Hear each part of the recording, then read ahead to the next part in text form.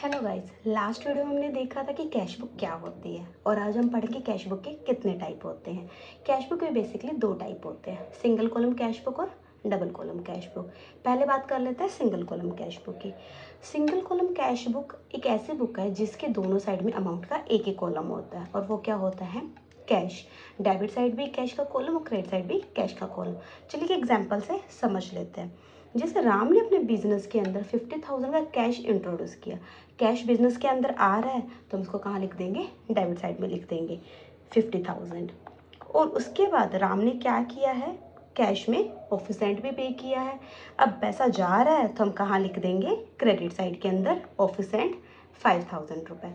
तो single column cash book के अंदर सिर्फ कैश की ट्रांजेक्शन होती है। अब बारी आ जाती है डबल कॉलम कैश बुक की।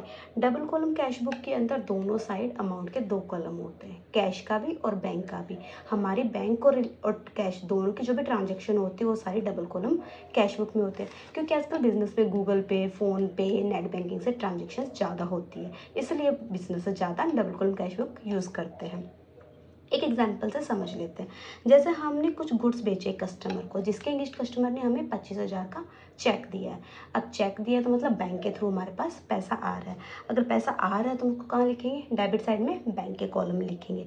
तो हमारी सेल कितनी हुई, 25,000 की। और हमने इलेक्ट्रिसिटी बिल भी पे किया है 5,000 का, वो भी किससे किया, चेक से। यानी कि हम बैंक से ही अपनी पेमेंट कर रहे हैं। तो हम क्रेडिट साइड में क्या लिख देंगे, इलेक्ट्रिसिटी बिल 5,000 का, वो भी किस में, बैंक वाले कॉलम में। तो डबल कॉलम कैश बुक के अंदर कैश और बैंक दोनों की ट्रांजेक्शन्स होती है। कैश और बैंक से जो भी पैसा आता है वो डेबिट में करेंगे, कैश और बैंक से जो भी पैसा जा रहा है उसको क्रेडिट साइड में बुक करेंगे। Thank you.